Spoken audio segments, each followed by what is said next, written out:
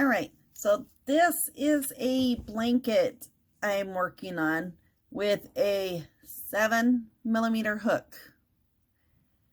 This is a single crochet and it is using up a lot of yarn.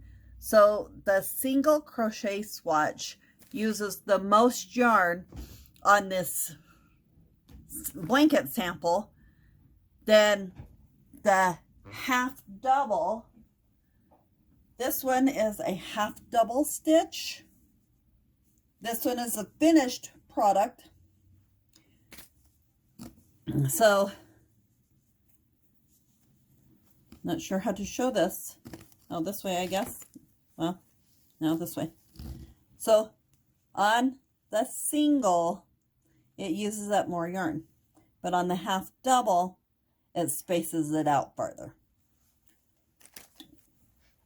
So, the single crochet stitch uses up way more yarn than a half double or a double.